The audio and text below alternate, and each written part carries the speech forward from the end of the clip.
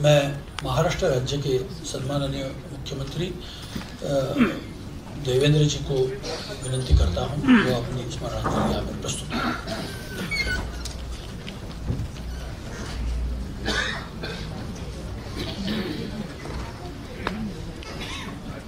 आपल्या सर्वांचेच लाडके मनोहरभाई यांच्या स्मरणार्थ आज आयोजित या सभेमध्ये मंचावर उपस्थित आदरणीय कृष्णगोपालजी, श्री माविन गुदिनोजी, आशीष शेलारजी, सुरेश भगेरियाजी, फादर अल्मेडाजी, डॉक्टर जहीर काझीजी, संजय हेगडेजी, बाळासाहेब देसाईजी या ठिकाणी उपस्थित सर्व सन्माननीय भगिनी आणि बंधूंनो,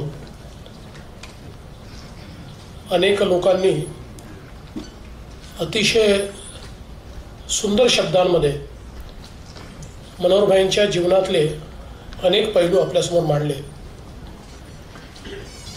एक व्यक्ती आपल्या जीवनामध्ये इतक्या कमी कालावधीमध्ये किती मोठं कार्य करू शकतो, किती सर्वव्यापी कार्य करू शकतो, या सगळ्या अनुभवातून आपल्याला पाहायला मिळालं।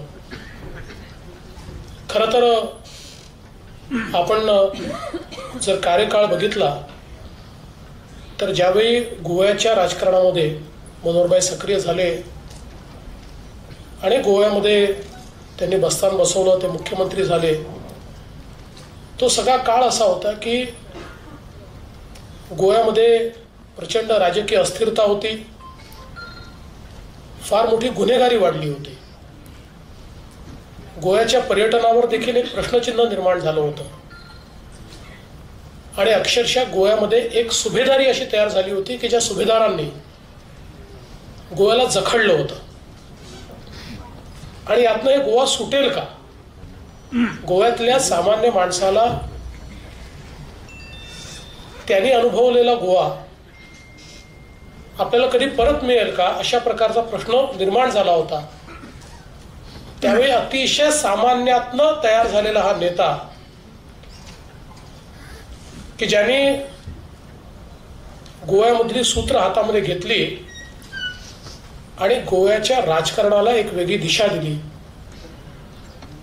आयाराम गयारामची संस्कृती पूर्णपणे बदलून एक अतिशय स्थायी सरकार दिलं, एक पारदर्शी सरकार दिलं, एक काम करणारं सरकार दिलं आणि आधुनिक गोव्याची निर्मिती ही मनोहर पर्रीकरांनी केली। गोव्याच्या लोकांना मनोहरभाईंनी सगळ्यात मोठी गोष्ट जर काही दिली असेल तर गोवा जे त्यांच्या मनातलं होतं, जे लोकांनी अनुभवलेलं होतं आणि ज्याच्यासमोर प्रश्नचिन्ह निर्माण झालं होतं, ते गोवेकरांचं गोवा हे गोवेकरांना परत करण्याचं काम हे खऱ्या अर्थानं मनोहरभाईंनी या संपूर्ण आपल्या कार्यकाळामध्ये केलं।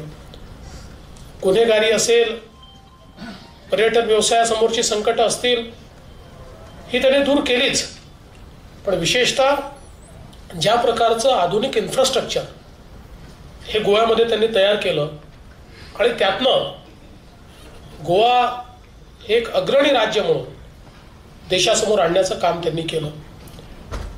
अनेक वेळा मला प्रश्न पडायचा, मला आठवतं की 2007च्या निवडणुकीत ज्यावेळेस तिथे गेलो आणि त्यावेळेस आता ज्या स्कीम्सचा माविनजींनी उल्लेख केला, या सगळ्या स्कीम्स ते सांगायचे, तर प्रश्न असा पडायचा की एवढ्या स्कीम्स करता पैसे आणतात कुठनं? समाजातला एकही घटक असा नव्हता की ज्याच्याकरता मनोहरभाईंनी स्कीम तयार केली नव्हती। तो युवा असो, तो महिला असो, बुजुर्ग लोकांकरता असो, वेगवेगळ्या इतक्या प्रकारच्या योजना, आणि त्या योजना केवळ घोषित करून नाही तर त्या उत्तम प्रकारे लागू करून अक्षरशः त्यांनी गोवेकरांना मोहिनी घातली। पण हे सगळं होत असताना, या सगळ्या स्कीम सांगत असताना दोन गोष्टी ते प्रामुख्याने सांगायचे की जोपर्यंत गोव्यातल्या पिण्याच्या पाण्याचा प्रश्न आणि गोव्यातल्या कचऱ्याचा प्रश्न हे आपण सोडवत नाही तोपर्यंत गोवा हे महान होऊ शकत नाही। आणि त्यांनी ज्या कल्पकतेनं ही सगळी प्रश्न सोडवली, आज आपण सस्टेनेबल डेव्हलपमेंटच्या गप्पा मारतो, पण खरं सस्टेनेबल डेव्हलपमेंट काय आहे हे जर बघायचं असेल तर ते मनोहरभाईंच्या माध्यमातून आपण बघितलं पाहिजे। आणि हा गोव्याचा जो काही कचऱ्याचा प्रकल्प त्यांनी तयार केला त्याच्यावर प्रक्रिया करून त्यातनं खत तयार करायचं, त्यातनं वीज तयार करायची आणि त्यातनं त्यांचं ही वॉज IITian, त्यामुळे त्यांना सगळ्या गोष्टींची इतकी माहिती होती, त्यांचं एक्सपर्टीज तयार झालं की त्यांनी त्यानंतर मला तिथे बोलवलं, ते सगळं प्रकल्प दाखवला आणि म्हणाले आता तुमच्या कुठल्याही शहरामध्ये जर करायचं असेल तर ही जी काही एक संस्था तयार केली आहे की जी चालवते त्याचा मीच अध्यक्ष आहे आणि तुम्ही सांगाल त्या शहरामध्ये येऊन मी स्वतः येईन आणि त्याचा प्रोजेक्ट रिपोर्ट तयार करण्यापासून तर ही फॅसिलिटी उभी करण्यापर्यंत हे सगळं काम मी त्या ठिकाणी करून देईन. त्यामुळे त्यांना जे ते ज्ञान होतं त्या ज्ञानातनं एक मोठं परिवर्तन हे करण्याचा प्रयत्न ते नेहमी करायचे. आणि केवळ गोव्यामधलं त्यांचं काम नाही तर आता सगळ्यांनी त्यांचा जो काही उल्लेख देशाचे रक्षा मंत्री म्हणून केला, खरोखर देशामध्ये रक्षा मंत्रालयामध्ये निर्णय न घेणं हा निर्णय होता. म्हणजे ज्यावेळी मनोहरभाई रक्षा मंत्री झाले आणि त्यानंतर एकदा त्यांच्याशी बोलण्याचा प्रसंग आला, आता ती परिस्थिती नसल्यामुळे आपल्याला सांगता येईल पण त्यावेळेस सांगणं देखील कठीण होतं. ते असं म्हणाले की एखाद वेळेस जर आपल्यावर मोठ्या प्रमाणात आक्रमण झालं तर त्या आक्रमणाला पुरतील एवढे गोळ्या देखील आपल्याकडे किंवा दारुगोळा देखील आपल्याकडे नाही, इतका डिफेन्स परचेसेसमध्ये आपण एकतर घोळ केलाय किंवा दिरंगाई केलेली आहे. पण त्यांनी हिमतीनं निर्णय घेतले. माणूस ज्यावेळेस प्रामाणिक असतो त्यावेळेस निर्णय घेताना तो घाबरत नाही, कारण त्याला कोणाची वाट बघायची नसते, कोणी येईल हे त्याला पाहायचं नसतं आणि स्वतःशी प्रामाणिक असल्यामुळे कणखर निर्णय घेता येतात. मनोहरभाई प्रामाणिकही होते, एफिशियंटही होते, ज्ञानी पण होते आणि पूर्णपणे निर्भीड होते, कुठल्याही गोष्टीला कधी घाबरले नाहीत. आणि म्हणून त्या डिफेन्स मिनिस्ट्रीचा चेहरा हा खऱ्या अर्थानं त्यांनी बदलला आणि हे बदलत असताना त्याची निर्णय क्षमता प्रचंड होती. म्हणजे केवळ एवढं पुरतं नाही, डिफेन्सचा अनेक वेळा नागरी भागाशी देखील संबंध येतो आणि त्यात अनेक अडचणी असतात. मुंबईसारख्या ठिकाणी असतील, पुण्यासारख्या ठिकाणी असतील, मग काही रस्त्यांच्या अडचणी असतात, जुने डिफेन्सचे ॲक्विजिशन्स असतात. यातले कुठलेही प्रश्न घेऊन आम्ही त्यांच्याकडे जायचो तर जे फोर्सेसचे तिथले प्रमुख लोक आहेत त्यांना ते बोलवायचे आणि अत्यंत सोप्या आणि चटदिशी अशा प्रकारे त्याच्यावर ते निर्णय करायचे. मुंबईतले अनेक प्रश्न आम्ही त्यांच्याकडे घेऊन गेलो, जे प्रश्न 15-20 वर्ष सुटले नव्हते. त्यावेळेस ते सांगायचे की या ठिकाणी परमिशनचा प्रॉब्लेम आहे, काय आपल्या सुरक्षेच्या संदर्भातले काय नियम आहेत, ते याला लागू आहेत का, मग लागू नसतील तर मग तुम्ही काय अडवताय, आणि तात्काळ निर्णय घ्यायचे. पण हे सगळं करत असताना जी काही डिफेन्स प्रायोरिटी आहे ती मात्र त्यांनी कधी मागे ठेवली नाही. ते सांगायचे की बघा हा भाग आपल्याला रिकामा केला पाहिजे, इथे अतिक्रमण आहे, परंतु आपली जी अँटी मिसाईल सिस्टीम आहे ती आपल्याला या ठिकाणी थोडंसं त्याचे काही आपल्याला इन्स्टॉलेशन्स करायचे आहेत, त्यामुळे तुम्ही लोकांना समजवा, पाहिजे तर त्यांना कम्पेन्सेशन देऊ, पण ही जमीन आपल्याला लागणार आहे. आणि त्यामुळे कणखरपणे निर्णय घेऊन सगळ्या गोष्टी मार्गी लावणं हा खरं तर त्यांच्या स्वभावाचा गुण होता. आणि प्रत्येक गोष्टीची त्यांना इनडेप्थ माहिती असल्यामुळे कोणावर विसंबून ते राहत नव्हते. आणि म्हणून मला असं वाटतं की निर्णय क्षमता जी प्रचंड अशा प्रकारची त्यांची होती. मग याचा उल्लेख झाला की दिल्लीला आम्ही बैठकीमध्ये होतो आणि बैठक झाल्यानंतर आम्ही आपली गाड्यांची वाट पाहत होतो. असं कुठेच बघितलं नसेल, भारत काय छोट्यातल्या छोट्या देशाचा डिफेन्स मिनिस्टर देखील हा एकटा माणूस उभा रस्त्यावर, आजूबाजूला कोणी नाही. मी म्हटलं अहो तुमचे बॉडीगार्ड कोणीच नाही. म्हणाले माझ्या गाडीची वाट पाहतो. आणि ती निळ्या रंगाची डिफेन्सची एक अँबॅसेडर होती, ती अँबॅसेडर आली, त्यात बसले, एकटेच निघून गेले. म्हटलं एवढ्या मोठ्या देशाचे खरं म्हणजे रक्षा मंत्री आणि अनेकांनी ते तर अनुभवलंच आहे, ते कशा प्रकारे त्यांचे जे रक्षक आहेत त्यांना गुंगारा देऊन कुठल्या तरी गाडीत बसून ते पळून जायचे, हे अनेक वेळा आपण अनुभवलेलं आहे. पण हा साधेपणा त्यांच्या स्वभावात होता. मला आठवतं की त्यांच्याकडे लग्नाकरता ज्यावेळेस आम्ही गेलो तर मी म्हटलं आज तरी मनोहरभाई जोडे घालून सापडतील, आता घरचं मुलाचं लग्न आहे. पण गेलो तर बिना चपलाचे दिसले, ते खालीच उभे होते, मंचावरही नव्हते. मी म्हटलं मला आज पूर्ण गॅरंटी होती की तुम्ही जोडे घालून भेटाल, पण नाही ते काहीतरी नवीन चपला घरच्यांनी आणून दिल्या, त्या काही आता मला जमल्या नाही म्हणून काढून ठेवून दिल्या. या माणसामध्ये हा जो काही साधेपणा, हा काही अनेक लोक दाखवण्याचा साधेपणा करतात, अनेक लोक आम आदमी असल्याचा आव वाटतात. पण खरा आम आदमी या देशात कोणी असेल तर तो मनोहर पर्रिकर होता, दुसरा कोणी. कारण त्याच्या स्वभावात ते होतं. आणि त्यांचं एकूण मला आठवतं ते मुख्यमंत्री असताना एक मुंबईमध्ये असंच परिचय किंवा काही लोकांची भेटण्याचा त्यावेळी कार्यक्रम होता, एक डिनर होता, कोणी ऑर्गनाईज केला होता. तिथे मुंबईतले व्यापार उद्योग सिने जगतातले सगळे मोठे मोठे लोक होते आणि ते त्यांना येऊन भेटत होते. सगळे एवढे मोठे मोठे लोक की बाबा ज्यांना भेटल्यानंतर थोडा दबाव देखील आपल्यावर येतो, इतकी सगळी मोठी मंडळी होती. पण आपण म्हणतो ना, ही वॉज अनइम्प्रेस्ड.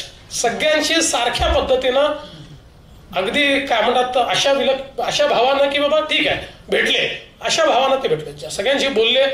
पण असं काही त्यांच्यावर कोणाची छाप किंवा हा एक खूप मोठा व्यक्ती आहे त्याच्यामुळे त्याच्या दबावात किंवा त्याच्यासमोर आपण थोडं घाबरतो अशा प्रकारचं काही नाही. कारण निरपेक्ष भाव, त्यांचं संपूर्ण जीवनच निरपेक्ष भावातलं जीवन होतं.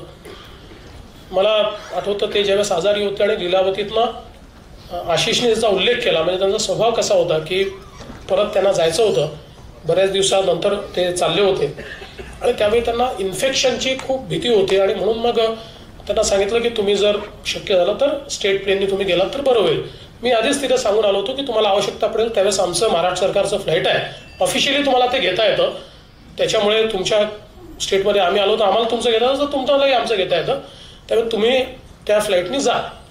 आणि मग हे सांगितल्यानंतर त्यांच्याकडे निरोप आला की स्टेट फ्लाईट अवेलेबल असेल तर मला गोव्याला सोडून द्या. नेमकं आमचं स्टेट फ्लाईट जे आहे ते मेंटेनन्समध्ये होतं आणि म्हणून मी त्यांना निरोप पाठवला की स्टेट फ्लाईट मेंटेनन्समध्ये आहे पण आमचं दुसरं फ्लाईट आम्ही एक हायर करून तुम्हाला देतो आहे. त्यांच्याकडे निरोप आला की हायर केलेलं फ्लाईट मला नको, स्टेट फ्लाईट असेल तर ते मला द्या, हे फ्लाईट काही मी घेऊन जाणार नाही. मग मी माझा PA तिथे पाठवला, त्यांना दाखवलं की ऑफिशियली आमच्याकडे, कारण आमचं फ्लाईट हे मेंटेनन्समध्ये अनेक वेळा असतं, त्याच्यामुळे आम्ही टेंडर करून ऑफिशियली एक फ्लाईट किंवा एक व्यवस्था अशी निर्माण केली आहे की ज्या व्यवस्थेतनं स्टेट फ्लाईट नसतं त्यावेळेस आमचंच फ्लाईट म्हणून आम्ही दुसरं फ्लाईट ॲक्वायर त्या ठिकाणी करतो. हे काही आम्ही तुमच्याकरता स्पेशल फ्लाईट किंवा खाजगी फ्लाईट असं खूप त्यांना समजवल्यानंतर मात्र मग त्यांनी ते मान्य केलं. म्हणजे साधारणपणे अशा परिस्थितीमध्ये इतक्या मोठ्या आजारात असलेला माणूस कधी हा विचार करत नाही, पण मूल्य पाळायचे म्हणजे जीवनातल्या शेवटच्या क्षणापर्यंत पाळायचे. ते ज्यावेळेस अमेरिकेमध्ये उपचार त्यांच्या जवळजवळ संपत होते, सुदैवाने त्याच वेळी एका दौऱ्याकरता मी अमेरिकेला गेलो आणि मग मनोहर भाई आहेत म्हणून त्यांना भेटायला गेलो. मला आठवतं की त्यावेळेस त्यांच्या चेहऱ्यावरचा आनंद असा होता की आता मी चाललो परत गोव्याला. ते म्हणाले, मी म्हटलं भाई जरा तब्येतीची काळजी घ्या. अरे काय नाही म्हणाले, आता मी इतका फ्रेश आहे आणि माझ्यात आता इतका उत्साह आहे की आता परत जाऊन गोव्यात जोरदार काम मला करायचं आहे. मला असं वाटतं की ही जी काही गोव्याच्या बद्दल त्यांची भावना आणि ती इतकी होती, म्हणजे मला असं वाटतं की defence minister to Goa chief minister हा जो त्यांचा प्रवास पुन्हा आला तो गोव्याबद्दलची त्यांची जी प्रचंड ओढ होती त्यातला देखील तो एक भाग होता. ते आणि मी ज्यावेळेस योगीजींच्या शपथविधी करता जात होतो त्यावेळेस मी त्यांना विचारलं, म्हटलं भाई आपण परत गोव्यात येण्याचा निर्णय का घेतला. म्हणाले असं आहे की एक तर गोव्याशिवाय मला काही चैन पडत नाही आणि म्हणाले दिल्लीमध्ये संध्याकाळच्या वेळी मी तर काही पार्टी वगैरे मध्ये जाणारा माणूस नाही आणि तिथे म्हणाले संध्याकाळी फार काही अपॉइंटमेंट्स नसतात, त्यामुळे मला तर समजायचं नाही काय करावं. मला त्याचा माझ्या तब्येतीवर परिणाम व्हायला लागला की काहीच म्हणजे अशा प्रकारे. त्यामुळे मला रोज असं वाटायचं की गोव्यात गेलं पाहिजे, तिथे खरं काम आहे. तिथे म्हणाले अर्थात देशाची जबाबदारी होती ती आनंदाने पार पाडली, पण म्हणाले खरंच सांगतो मला गोव्यात जाऊन इतका आनंद झाला, असं वाटतं आता आपण आपल्या घरी आलो, खूप काम आता मला करायचं आहे. ही जी काही त्यांची भावना होती, ही जी काही ओढ होती. खरं तर भारताचे रक्षा मंत्री म्हणजे गोवा हे जरी प्रमुख एक चांगलं राज्य असलं तरी गोव्याचे मुख्यमंत्री आणि भारताचे रक्षा मंत्री यात खूप फरक आहे. पण ती जी ओढ होती की माझं गोवा, त्यांच्या मनात गोवा होतं आणि त्यामुळे ते गोव्यामध्ये खऱ्या अर्थानं त्या ठिकाणी परत गेले. खरं तर त्यांच्याबद्दल अनेक लोकांनी अनेक गोष्टी सांगितल्या, खूप गोष्टी सांगता येतील. माझे अनेक अनुभव आहेत. मला अनेक वेळा ते फोन करून देखील म्हणजे एखादा चांगला निर्णय झाला तर माझ्याशी बोलायचे आणि मला ते नेहमी सांगायचे की तू ज्या प्रकारे काम करतोय ना मला आनंद आहे, असंच काम केलं पाहिजे. मला असं वाटतं की हे एका मोठ्या भावासारखं एन्करेजमेंट किंवा एका मोठ्या भावासारखी शाबासकीची थाप ते मला त्या ठिकाणी द्यायचे.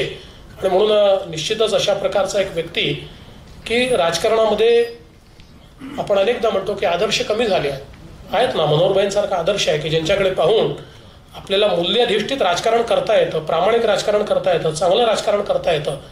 असा एक भाऊ म्हणा, मित्र म्हणा, हा आमच्यातनं निघून गेला. ही खरोखर आमच्या सगळ्यांकरता, आपल्या सगळ्यांकरता एक मोठी हानी आहे. अशा प्रकारचे खरं तर लोक, म्हणजे मी तर असं म्हणेन की त्यांच्या जाण्यामुळे भारत मातेने आपला सच्चा सुपुत्र गमावला आहे.